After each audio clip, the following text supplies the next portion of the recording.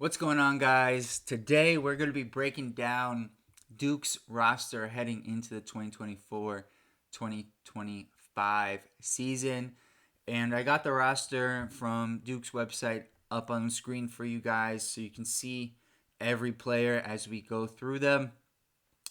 And I want to go through Duke's roster by height so you guys can get a sense of just how tall this team is. Because outside of scholarship player now, Spencer Hubbard, who's a graduate in his final season at Duke, who's 5'8". The next shortest player is Caleb Foster, officially, who's listed at 6'5", 202 pounds. And before we move on to Caleb Foster, quickly on Mr. Hubbard, because typically a guy like that wouldn't be covered in one of these videos. Spencer Hubbard's been a lot of fun to watch come into games late. He actually does a good job of getting the ball up the court and getting teammates involved.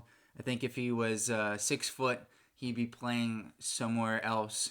Not necessarily maybe at a high D1 level, but low mid minor school. So you guys get what I'm trying to say. All right, let's move on to Caleb Foster here. So Mr. Foster's entering his sophomore year. He had a little bit of an up and down freshman year, I would say. And that's mostly just because of injuries. He had a really good game early on, which won Duke a game against Michigan State. And then I felt like he started to figure out his rhythm towards the end of the season. And then, unfortunately, he got hurt in that game against Wake Forest, which I think was a big deal for Duke because they didn't seem the same after Foster went down. So I'm expecting Foster to get 25 to 30 minutes this year, and we'll see how the freshmen develop. It could be more, but I do think he's going to start at least early on this year with Tyrese Proctor. Now, Isaiah Evans is an intriguing freshman who comes in from North Mecklenburg High School. He could basically do, it seemed like, whatever he wanted there. And he, from watching their high school championship game, he had an affinity for taking contested shots. Like, he almost preferred contested shots over open shots, kind of a la J.R. Smith. I think Isaiah Evans is going to be in a bit of a battle for minutes, and we're going to get to that in a later video where I go through what I think Shire's projected rotation is going to be. But I do think he's going to get some minutes early on. It's just going to be tough with the amount of talent that's on this year's Duke roster. Now, Tyrese Proctor. He is now listed at 6'6". I believe he was 6'5", so maybe he grew an inch. He is in his third season, his junior season with Duke after reclassifying for his freshman season.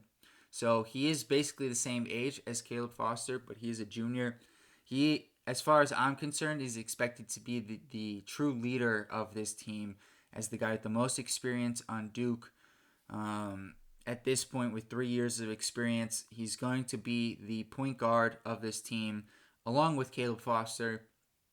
And there's a lot of pressure on Tyrese Proctor this year to really take a step up as far as consistency is concerned. And I made a video about that, which will have come out before this video. So for my complete thoughts on Tyrese Proctor, check out that video. But I think this is a very important year for Mr. Proctor. Darren Harris is a shooting guard who is 6'6", 203 pounds. He played at St. Paul VI along with Pat Ngangba, and that's the same school that Duke got Trevor Keels and Jeremy Roach from. And this is, I don't think Darren Harris is going to get a ton of playing time this year, quite frankly. But from watching him I forget the name of the high school tournament at the end of the year, but he was really impressive in those games, just getting his shot off, just playing with a ton of confidence. Like, if this is a guy who can't get minutes for Duke this year, this is going to be a great team. Cameron Sheffield, transfer from Rice. He's got 2 years of eligibility left. He's like a wing, I would say, 6'6", 204 pounds. I don't think Cameron Sheffield is going to play this year. I think he's a practice player more than anything. Maybe next year he can find his way into the rotation depending on who comes into Duke and who exits from this year's team. But for this year, I expect him to be a practice player. Sion James, 6'6", 220-pound guard, wing. I think he might play more as a wing for this year's Duke team. He is a graduate transfer from Tulane. He improved each year at Tulane. He's a great defensive player who can get into the lane. And he's a guy who I think is going to be very important for Duke this year. Is probably one of their better perimeter defenders on this team. I think he's going to play at least 20 minutes per game. I think there's a chance he starts. He may come off the bench. But I wouldn't be surprised if that number grows as we get into conference play, just with his dependability. But we're going to have to find out, as this team and as the season goes on. Mason Gillis, 6'6", graduate senior from Purdue.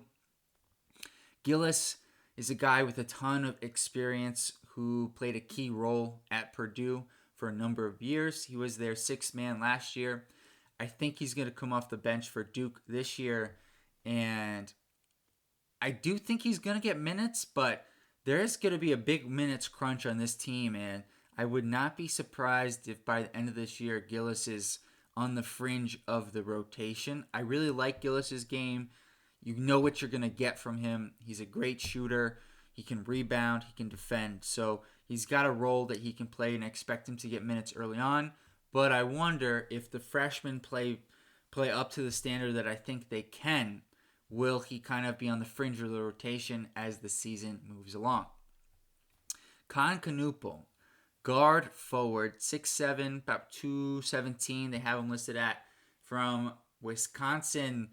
And Kon too is a guy who a lot of the players have said a lot of good things about on the Duke podcast. And it does make me wonder, is he really this good? Or is this kind of like, if you guys remember Cam Reddish, when everyone was saying he was the best player on the team, and it didn't quite pan out that way. Although we loved Cam. The one thing about Kon Knueppel is when you go back and watch him in his high school games, which is not the same level, but it does give you a glimpse of the kind of player he could be. He's a guy who gets his teammates involved. He moves well without the ball. He just has a great basketball IQ. And I think, looking at the class without watching him play versus after watching him play, I think Kon Knueppel is going to get a ton of minutes for this Duke team and kind of force the coaching staff to make him play a lot of minutes, because I just think he's going to be really good for this team. He can shoot the ball, he can defend better than you think, and he can pass. So I just think there's got to be playing time for a guy like that. Cooper Flagg. I think this is going to be maybe the shortest one, because I think everyone knows who Cooper Flagg is at this point. He's a 6'9" forward, about 205 pounds. He can really defend.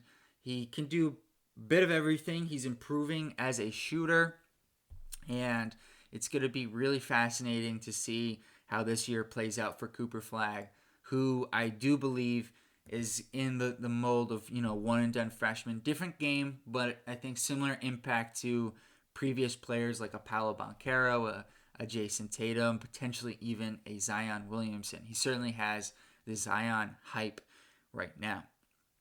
Malik Brown. Malik Brown is an intriguing player, 6'9", 220 pounds. He's a junior transfer from Syracuse, so he'll have this year and next in terms of eligibility remaining. And Malik Brown was a guy who was on my radar as a draft prospect after watching Syracuse a number of times. The one thing that I'm curious about this year with Malik Brown is last year he played primarily as a center for Syracuse. And I wonder, with the two centers we haven't got to yet on this roster, will Duke play big with Brown at the 4, or will he play primarily as a 5 again next year, depending on how those guys, how ready and available they are? I think will dictate whether Duke plays Brown more at the 5 with, some more perimeter players at Cooper Flagg, let's say at the 4, with Sion James or Con Knuppel at the 3, right? Or does Malik Brown get more minutes at the 4? So that's going to be something that we watch this season. Neil Begovic, grad transfer from Stanford in his second season with Duke. Expect him to get some late minutes in some games where Coach Shire can get him in.